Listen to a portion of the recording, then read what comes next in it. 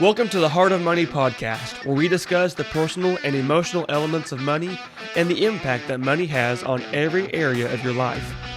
I'm Austin Black, a personal finance coach that helps couples overcome their fear and frustration of financial management so they can take complete control of their money. What started as a desire to learn the fundamentals of money management has turned into a passion for helping couples work together to achieve financial success and strengthen their relationship with each other. Whether you're looking for the best strategies to manage your money as a couple, or you're tired of struggling to gain traction and want to overcome the fear and frustration associated with finances, I'm here to help, and this show is for you. Ready to learn more? Then let's talk about the heart of money. Hey folks, most people believe that in order to do anything successful with money, you either have to make a lot of it or spend as little of it as possible. And yeah, both of those are helpful, but they are not the key to becoming financially secure and independent. But there is a secret that I'm going to teach you of how to become debt-free and have financial security without the need for a huge income or restrictive lifestyle.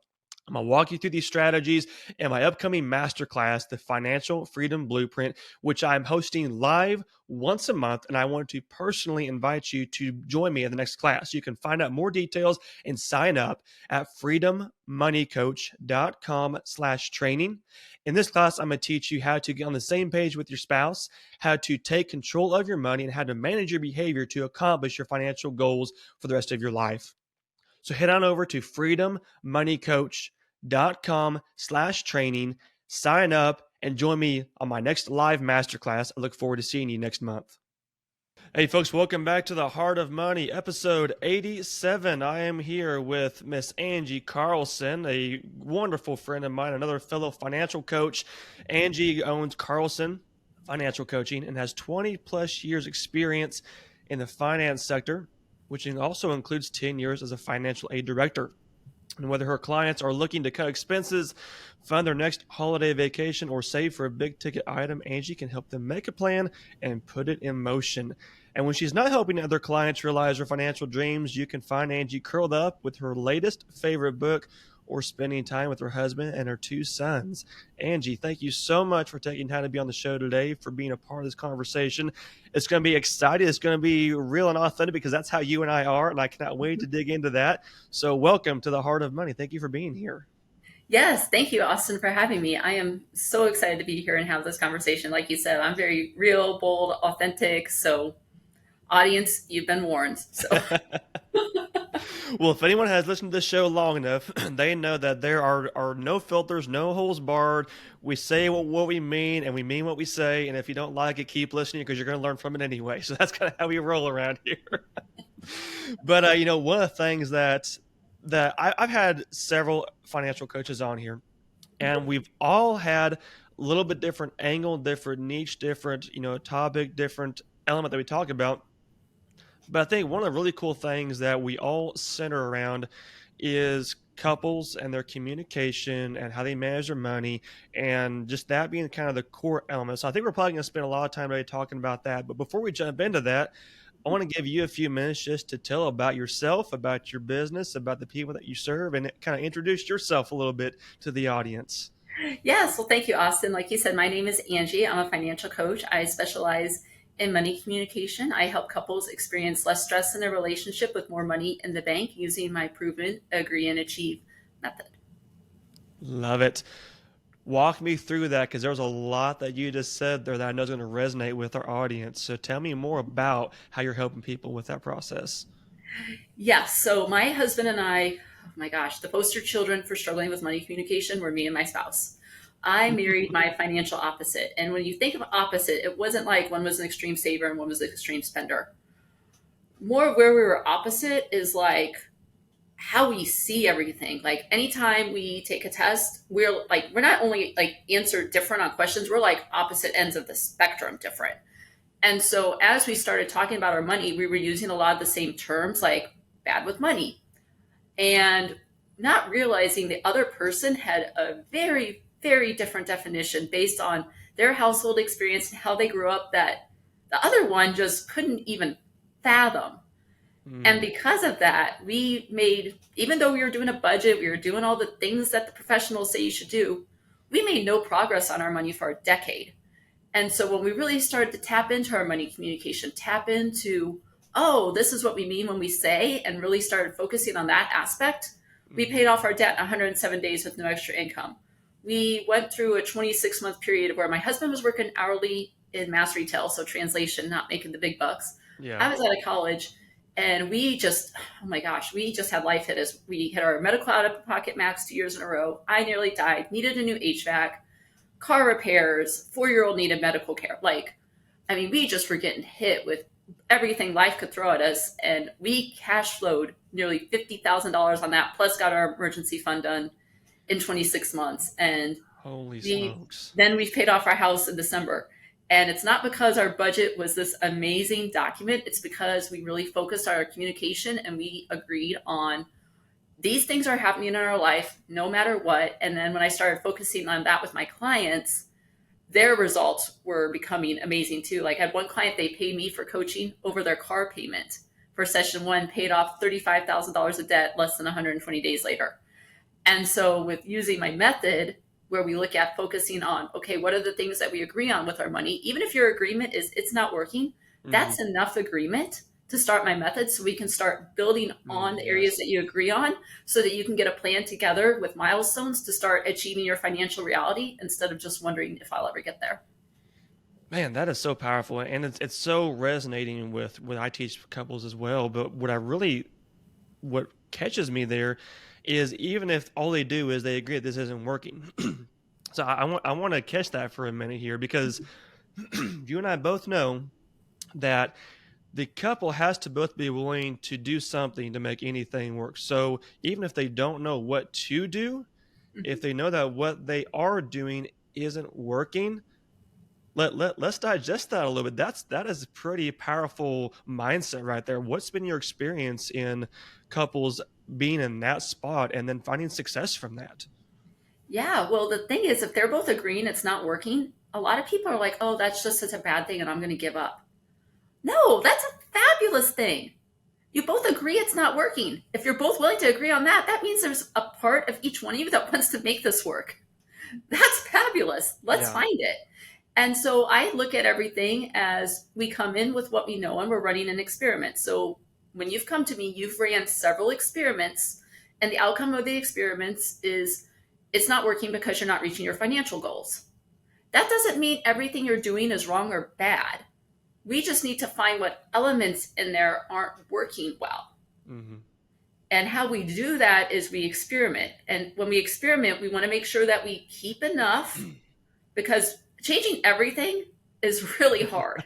Yes. I'd rather change 1 or 2 things and make my life easier than try to go in and blow everything up and start over.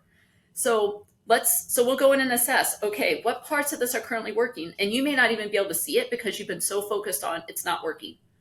And the thing about that is then your brain looks everywhere for what isn't working instead of being like, oh, wait, my spouse and I actually agree on something. Okay, we want to keep this part of the experiment because as we grow, we want to agree on something more. And okay, what is one thing that we can change and test to see if we start getting closer to our result? And if we like that, great, we keep that. Now we throw out something else, put in a new thing to try, and keep building and building and building, because now we're starting to see refinement and results. And the results are not going to come overnight. And even, most of my couples that come to me and they agree on something that's not working, they've already tried using a HELOC to clean up their credit card debt. They've maybe used a 6-figure inheritance and now they're further back in debt than what they used the inheritance to pay off. Yeah. They the things that they've been doing for decades, they're just like, crap, they're not working anymore. And it's like, well, yeah, because they were never designed to work in the first place. Right. They were going to make you feel to begin with. Well, we've been putting Band-Aids on broken bones. No wonder the bone ain't healing. So let's get the bone to heal. That is a quote right there. You can just drop the mic on that whole scenario with that quote. Man, that is powerful. And thinking to just the difference in positive and negative thought process. And I think we see this so much just even in marriages, just in conversation in general. If things are not going right, we are not going to pick out what we love about our spouse. We're going to pick out the things that annoy us and the things that drive us crazy and things that we're aggravated by. And that just makes the problem even worse. It makes us more frustrated, more aggravated, and we end up fighting and everything just blows up. But if we're focused on, hey, what's the one good thing that happened today? What's the one good thing that my spouse did? What's the one thing that I, like about my spouse? What's the one thing that is going well for us right now? And transitioning that whole mindset then to you start looking for those things. And we see that play out in so many different areas of life. If you're looking for the bad, you're going to find the bad. If you're looking for the good, you're going to find the good. But it's going to be your brain is going to naturally cater to seeing one or the other. So yeah, there's a multi-dynamic process here. I feel like Yeah. so much goodness. I'm getting excited just thinking about this whole conversation. Well, yeah, because another thing like people get really crucified on is they'll go online and ask for advice, which you're free online, you get what you pay for. So take that with a grain of salt. But like I saw someone that they asked for advice like, hey, we're broke, we can't make our credit card minimums, but don't ask us to take our kids out of travel sports that require flights and everything because that's not Yeah. happening. And this guy got crucified online for saying that. And I'm sitting here going, he and his wife, if they could start my method because they agree on keeping the kids sports. So there's something with that, like not like there's something that's underneath the keeping the kids sports that I would love to find for the agreement. And then the conversation can just be like, honey, I love you so much. And I know that keeping these kids in the sports is so important to us. I would love to be able to do more of this with you in the future. Do you see any ways to make that happen? And that conversation just comes from a loving, thoughtful place instead of, you guys are idiots, drop the kids' sports, does save the money. Like Yeah. two totally different conversations here. And that's how I approach my couples because I never know the underlying decisions. And one of the things I've learned as a coach is people make decisions that may look absolutely crazy and insane to you, but when you hear their thought process is rational. It's reasonable. It makes so much sense to them. And as I'm hearing them tell the story of how they got to their conclusion, it makes sense to me too. And the beautiful thing with that is that gives me even more information to be a better coach, to start working through these things, to find what they agree on, to put in the plan so that we can take these elements that they don't even see to start creating a better financial future. Because it's kind of like you've been building your financial house and all you have are hammers and screwdrivers. You can do a little bit, but you can't get very far. And the problem is you need a wrench, but you don't know that the wrench exists. Well, of course you don't know what to ask for. You have no idea what it is. Yeah. And that's one of the gaps I'm seeing in the financial world is as people talk about it, they're not noticing that there's a gap there of someone knows what they need, but they don't know what it is. So of course they can't articulate it for me to go, oh yeah, of course you need that. That's on me as a coach to do a much better job of this is how I can help you. This is what it looks like. Here are the examples. This is how we discuss it so that you can read that and go, oh, this may be the solution that I'm looking for. Someone who's not going to crucify me for making decisions that everyone thinks is insane. Because as a coach, you know this, Austin, we're here to come alongside you and guide you. We are not here to tell you what to do. Yes. I am not going to go in and tell you to pull your kid out of every sport. I'm not going to tell you to pull your kids out of private school. Why? Because any plan I put together with that, you're not going to follow anyway. We all lose. Right. I mean, and I'm also not going to tell you to put $0 in your eating out budget. Why? Because then you're going to screw yourself twice on your budget. The first one is you're going to budget for these things that you haven't done in a while, and you're going to go do them because you want to check the box of following the budget, and you're still going to go out to eat. And so now instead of going backwards, hypothetically 500 a month, now you're going backwards 1,000 a month. This is why I don't start with a budget when I work with my clients unless they specifically ask for it, because until we get some of these other concepts down, the budget isn't really going to do you a lot of good. Amen. And to that point, one of the things, I'm curious if you have seen this as well or not, I have a lot of people come to me, and the reasons for seeking out a coach is they either, aren't good at budgeting and want to be better.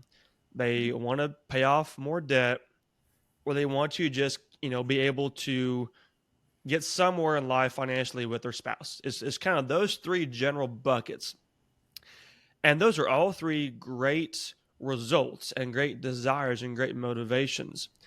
But 9.9 times out of 10, that's not what your actual problem is that you're trying to solve. That's what you want to accomplish. But there's five other things that are preventing you from getting there that you haven't even realized yet. And until you can be on that same page mentally, emotionally, mathematics don't matter. Like you say, the budget doesn't even make a lick of sense or difference if you guys cannot agree on what you even want to do with the money in the first place, what your goal is, what your objective and ideal is. And a lot of times I tell people that, when a man and woman come to me, they typically want the exact same thing. They just don't know how to communicate with each other to make that thing happen. They're fighting, and they're blaming each other for this and that and the other thing. They both want the same thing from each other. They just haven't figured out how to speak in that same language.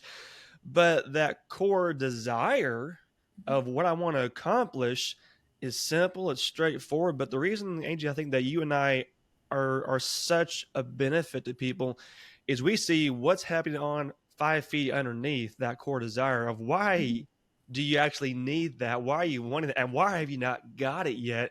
Let's get that fixed. And I'm the same way with you. I don't even really touch a budget until we're about 3, 4, 5 months into the coaching process, because if we can't talk about money, there's no way we can manage money. Right. And I'll even take that a couple steps further is I'm actually working with a lot of clients right now. They're either debt free, but they're mortgage, or they are 100% debt free. And the challenges that they're facing now is because they've been so used to checking the boxes and doing the things. Now they have to make the decisions between 5 to 10 fabulous options because they're 100% debt free. Their choices right now are great. And they're getting paralyzed because I'm scared I'm going to make a decision that I'm going to regret. I've had a dream car I want to buy, but now what if I buy it and regret it because my values have changed? I want to keep saving more for retirement, but my parents died in their 50s. And what if I'm saving all this money and I don't get to enjoy life?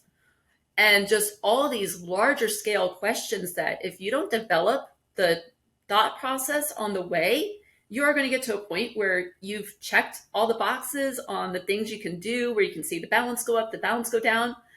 And you're going to be like, well, now what? I miss having the feeling of that checklist of paying off the debt. I miss hitting my savings goal. I miss watching the mortgage go down to zero. But yet they also know I don't want to go back and take out another debt just to watch it and feel good. Yeah. And so that's the struggle. So these struggles aren't going to go away whether you concentrate on them when you are buried in debt, you have no money saved, you're behind in your bills, or you've got a net worth of 5 million. The underlying struggles are the same. And that's why I walk my clients through, here are some decision-making processes, not for me to tell you yes or no, but for both of you to have the conversations to like, okay, what decision are we going to make? How do we separate the process of making a decision from the outcome of a decision? Because sometimes we can make the best decisions in the world and they just have a really bad outcome. And what most people do is they take that outcome and then they judge the quality of the decision. And you can't do that because you didn't have that outcome and you never will have the outcome at the time you made the decision. So we've got to decouple all that too. Right. And sometimes that's when the stress and tension I see come in is like that process has happened. Like maybe they've started that business that went bad. They went back to school to get that degree and dropped out. And now they're sitting here and they're terrified to even make a decision because they just look back and they're like, well, all the decisions I've made are bad.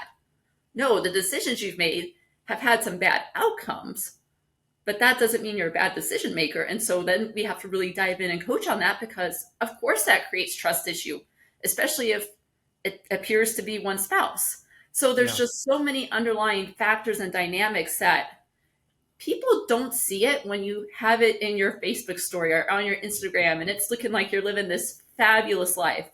And I'm guilty of judging people based on what their Instagram looks like. And my judgments have been wrong. Yeah. Because eventually people show up in my direct messages asking me a question or responding to something. And I'm blown away by what they say. Either they're in a way better situation than I thought, or one that I'm like, oh, I had no idea they were there. And so it's like, it's really turned me into a coach of like, I never really know. My mind is open. Don't be judgmental, even though that's our human tendency. That's a tough one. And you just really never know what's going on to cause people to think the way that they think. You haven't lived their experience. And that's okay. You can still get there. You can make financial progress, whether you watch parents who you thought were bad with money or you have parents who are great with money. That doesn't matter. You get to start from today and go forward with the stories and working with money the ways that you want to accomplish your goal. And the beautiful thing about having a coach by your side, whether it's Austin or me, is you've got that someone where the minute the first thing hard that hits you, and oh, don't worry, you signed to work with a coach, I promise you life is going to show up and give you Uh-huh. something hard. It's your first instinct. Within the first 90 days, usually. Yeah, yeah. Your first instinct is going to be, I want to quit to save the money. And that is the worst thing you can do, because that's when you need our help the most. That's the time where it's like, okay, are you really serious that you're going to do that? Are you really going to change your tune? And it's just a test. It's just another part of the experiment. And you know what? These things are going to keep showing up until you die. Having a coach is a great time to start working through this, because your coach is not emotionally attached to your situation. Yep. Your coach is like, yep, I've been here before. Yep, this doesn't surprise me. And I can't speak for your clients, but I know with mine is typically something really bad happens first, and then God shows up in some crazy, miraculous way and just brings money with it, that my clients can just go in, they apply to coaching, they get far, they get some fantastic wins. And then God shows up with the cherry on top, and it's like, oh, let's just add another $10,000, $15,000 to that. Yeah. Where's 27, like he did for my clients? Like, let's just see. Let's just see what happens. Like my one client with, the 35,000 in debt. Like, I can tell you, when they started with me, they never started with me going, gosh, in 120 days, I'm going to pay off $35,000 of debt. They couldn't even see how they're going to make their car payment. They weren't even looking that far down the road, literally. Right. And then they looked back, they were like, wow, you can really do a lot in 120 days. Yeah, you can. So stop thinking your future so far off. It's not required to be. And the crazy thing about me, you hit the nail on the head. They are so emotionally invested in the process. And you and I are guilty of our own finances this way too. When you are compelled mentally and emotionally to do something, taking a step back to see that from an objective standpoint can be nearly impossible. I've had clients too where they come in and they literally cannot figure out how to mathematically make this make sense because they are so afraid of making the wrong decision. So to them, any decision has the potential to be wrong. Therefore, we're not going to make any decision, but we know we need to do something. We just don't know what to do. So they are emotionally, like you said, they're paralyzed in that standpoint of we're afraid to do something wrong because we've done wrong in the past before consistently, because we never knew any different. When we try to do the same thing, like you said, the outcome was not what we wanted. We thought we made the right decision. The outcome was different. I've experienced the exact same thing. But the only way to get past those, you do have to realize, in my opinion, that you're going to be emotionally invested in your financial decisions, in your money, period, which means you are going to fight the fear, the frustration, the excitement of anything that you're dealing with there. But then once you realize that, you can be in control of that. And once you're in control of that emotion, that's when the mathematics start to take shape and you can make that confident decision. And that's what, we help people work through, is being that outside third party perspective of, okay, I can look at this completely objectively and walk you through how the math would work and acknowledge where you're at emotionally and where you're at mentally and help you navigate your fears and your frustrations around what I'm telling you, as well as your excitement around the opportunity of it. And I've seen so many times where people go, oh my gosh, I feel so much better now about this being the right decision. And there's going to be the chance that it's not going to work exactly the way we want it to. We're still going to experience that. But at least we feel confident enough now to make that decision or decisions in the future, because we know how we're going to relate to it emotionally, and then we can manage that emotion to then manage our money. And that's, to me, that's such an exciting part of the coaching process, and something that people don't realize they miss out on by not working with someone like us, I feel like. Right. Well, and I approach it a little differently than you do, because I will approach it, especially if I'm in my initial conversation with somebody, like most of the time when people come online for a conversation with us, they're usually scared of the unknown. They have had fears of their money. Some are considering divorce because they're like, that's the only option we haven't tried to break our money stress. Right. And so when I talk to them, it's like, no matter what option you choose, whether you work with me or not, you're scared. You're either going to keep your current situation and be scared because you're seeing things that are really scary and things that don't work. And you've been working through this for decades already. You know the outcome of this is scared. Or you can do something that's new, is really scary because you're trusting a professional to come alongside to help you get a very different outcome. And that is scary. Mm-hmm. But the beautiful thing is you're scared either way. Which scared do you want? Do you want the scared of the outcomes that you know, or do you want the scared to get an outcome that can be better? Yeah. I'm sure you're probably familiar. No, who was this that told me? I can't remember who it was exactly, so I'm not going to say any names. But I heard recently from, I think it was another coach somewhere, that we are more fearful of the unknown than we are of what is just difficult. Mm-hmm. As soon as we know, okay, this is what I'm up against, even if it's not easy, even if it is scary, we are more comfortable with that knowledge of knowing this is what I'm dealing with and this is what I got to do to overcome that, than the I don't even know what I'm walking into. This is totally I don't want to know what I'm walking into because it's totally, this unknown uncertainty. There's still a level of confidence knowing what you're getting into and what you're walking with. And so, like you say, which scared are you more willing to take on? You're probably more willing to take on the scare that you know what's going to take to overcome that. You don't know if you can do it, but you know what you've got to do. Right. And you already know the outcome of the other one, and you hate that outcome. We've established that. You've been on a call with me for a no-cost conversation. That outcome is clearly established by the end of that call. Right. So we don't, so it's like we don't need to go into that any further. But and then if there's something there that's really stopping them, now I know that's how I always know there's something deeper than the money. Because if you were looking at this on a very logical level about money, taking that next step with a coach is a no-brainer. Mm-hmm. But most don't do that. So Yeah. what else is really going on? And that's where, if we need to have a second conversation, I will have that second conversation, because it's a disservice to let you leave my call, especially my first one, without knowing some things that are going on. And why is that? Because as this starts showing up in your life, whether you work with me or not, I want you to leave seeing that. Because if you choose not to work with me, I will be in your head. And I have people tell me, like, Angie, every time I'm up at 2 a.m. to pee, I'm thinking about you because you said in the call that this would happen. And it's been happening like regularly since we talked. Mm-hmm. Like, yeah, of course it has. Because I showed you what's going on and now you see it. Good. And if you work with me, then you're sitting here going, oh, yeah, that's what Angie told me about. And no, now I have these tools to start shifting it so I don't have to go into worry. I can go into action. Yes. Yeah, absolutely you do. That's why you brought me on your side.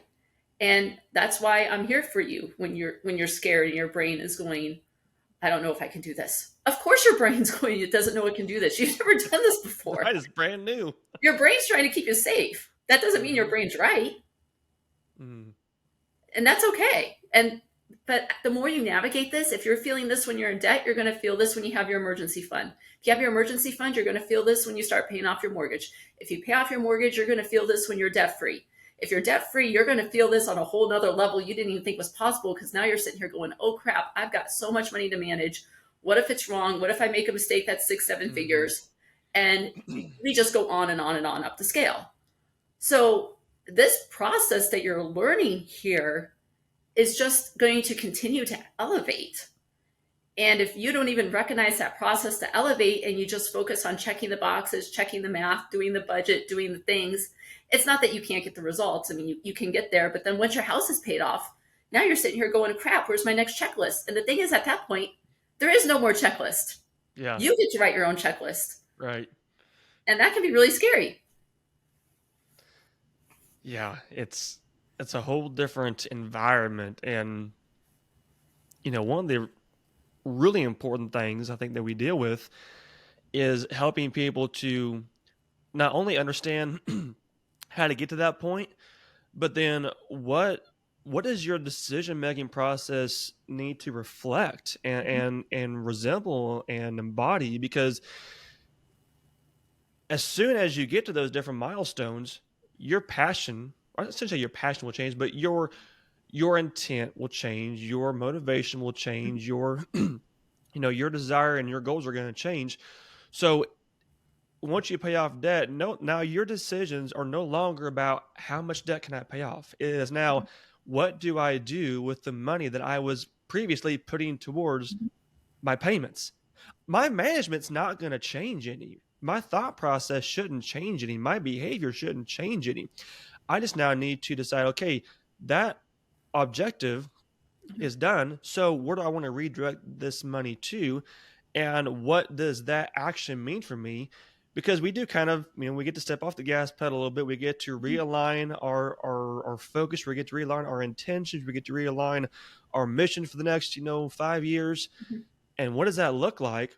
And then how does that motivate you to make those choices? But the way that we respond to that money should never change. The way that we think about that money and talk about that money should never change. So in um, solidifying those habits and those thought processes and the understanding of what is this money supposed to do for me continues on throughout your entire life. But you switch what you're thinking about, what you're focused on, and keep those key principles in place. And it's not easy. I mean, we both struggle with making that shift. I know, as soon as we got our house paid off, it took about a year to 18 months for me to go, okay, I am okay to spend a little bit more money in these different areas now because I can.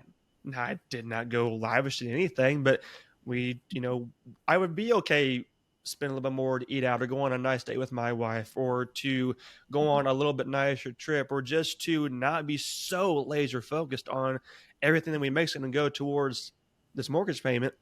So you get to take the same habits and principles of why you've been managing your money that way and apply it to your next goal, your next milestone. Where do you want to be now? What's important to you now? That's an ever moving target, quite honestly, I think, in life. Yeah, and with it being an ever moving target, that's what makes it so simple, and that's what makes it so hard, because what are the things that are going to pop up that changes that ever moving target that you both are like, okay, if these and not that you're ever going to have everything, but if these things happen, we know we want to pause the target or put pause on that goal for a season to do something Mm-hmm. else. And having just a priority order, and that doesn't mean that you can't change the priority order, but just knowing where you're going, because otherwise then you're back into the cycle of, I have 10 things, I'm going to try to do all 10 things at once. Now you've accomplished none of them. Now you're questioning, why did you work so hard? Now you're considering going back into debt because why did I work so hard? I'm not getting what I want.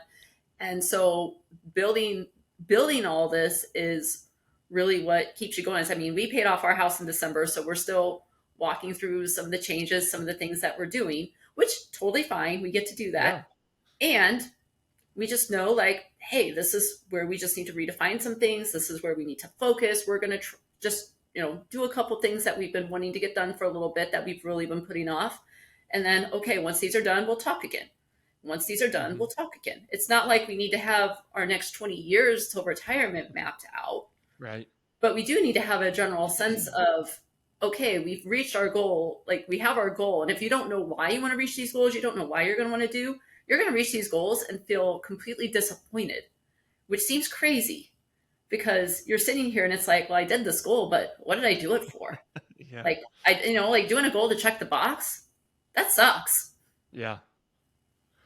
And I've been there a few times. You get so fixated on accomplishing that once it's done, like, okay, now what? You keep moving on to that next thing. It's that can be a trap sometimes, I feel like, for people.